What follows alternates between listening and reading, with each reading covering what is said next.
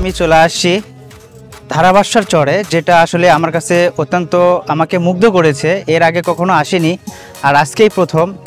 আর আসার পরে দেখার পরে এই জায়গাটা আমার কাছে এতটা সুন্দর লাগছে যে আসলে না আসলে হয়তো এখানে আমি বুঝতেই পারতাম না যে এইখানে চরের ভিতর একটা এত সুন্দর একটা জায়গা। আর আজকে এখানে মূলত আসা আমাদের বগুড়ার কন্টেন্ট ক্রিয়েটর গ্রুপ থেকে একটা বিশাল আলুঘাটির আয়োজন করা হয়েছিল, যে জন্য এই ধারাভাষ্য চরে আজকে আমাদের আসা হয়েছে। ভালো আছেন? আলহামদুলিল্লাহ। আপনি একাই? না, আমরা একাই আছি। কেমন আছেন? আচ্ছা, আলহামদুলিল্লাহ ভালো আছি। আসলে এক মেয়ে? হ্যাঁ, মেয়ে বড়? হ্যাঁ। আপনার পেজটা আমার ফলো দেওয়া আছে, আমি অনেক থেকে দেখি। ও আচ্ছা, যাই হোক, খুব ভালো লাগলো। নীলফামারী। ও আচ্ছা। ভিডিও মানে এখন টুকটাক কমাই দিছেন, আগে কম মানে আমাদের জিনিয়া ব্লগস থেকে ছাড়া হয়, আর নতুন আরেকটা আছে লাভু সেতু, ওটাতে কন্টিনিউ কাজ করা হয়। ওটাতে কন্টিনিউ কাজ করা হয়। আপনার মেয়ে টুকটাক ভিডিও দেয়। হ্যাঁ, ঠিক আছে ভাই, ভালো থাকবেন। ঠিক আছে, দোয়া করবেন ইনশাআল্লাহ।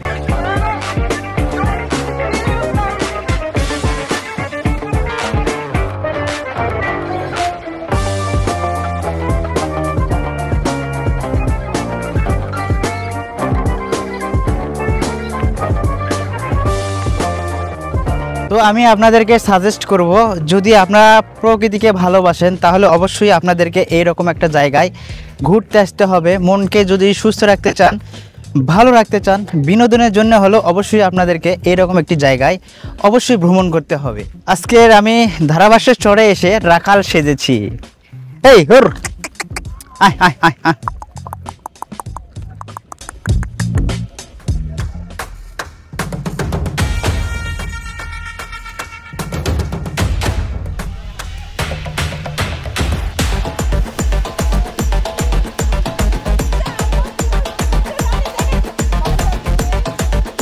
ফিলিংসটা তো প্রকাশ করতে পারছি না, যতটুকু প্রকাশ করব এই আকাশের মাঝে ভালো লাগে। আমাকেও অনেক ভালো লাগতেছে যে আপনি আমাকে চিনতে পেরেছেন। এখানে আসার পরে কখনো ভাবছিলেন যে এই ধারাভাষ্যের চরে আসে জিনের আব্বু লাবুর সঙ্গে আপনার সাথে দেখা হবে? একদমই ভাবি নাই, এবং প্রস্তুতিও আমার ছিল না। আর সবচেয়ে মজার কথা কি, আমি এইটা এখন বড় গলায় বলতে পারবো, যারা আজকে এত চমৎকার একটা জায়গায় এসেছি, আমরা সবাই এসেছি, এসে দেখেন আপনার সাথে আমার দেখা হয়ে গেল। পার্সোনালি কিন্তু আপনার সাথে আমার কোনো যোগাযোগ নেই। হ্যাঁ, আসলে ফেসবুকে কিন্তু আপনার সাথে আমার যোগাযোগ, তাই আপনি কিন্তু জানতেন না যে আমরা এখানে আসবো। যাই হোক, আসলে কাজ এমন একটা জিনিস যেটা যেমনই হোক না কেন, তো যাকে সব মিলিয়ে ভালো লাগলো। ঠিক আছে, ভালো থাকবেন ইনশাআল্লাহ। দোয়া রইল আপনার জন্য।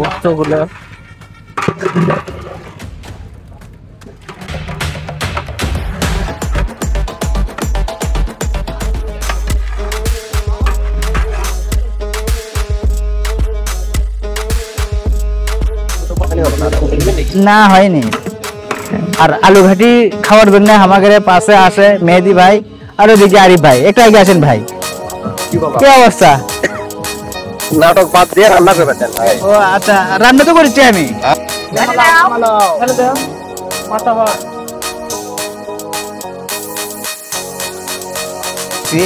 আর আলুঘাটি মানেই হলো গোস্তর সরাসরি।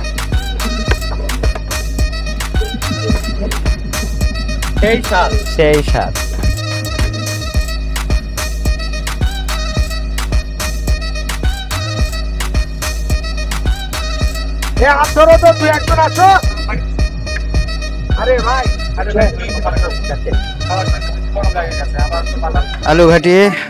আলুঘাটি মানে তো গোস্তর স্বাদ। বগুড়ার আলুঘাটি।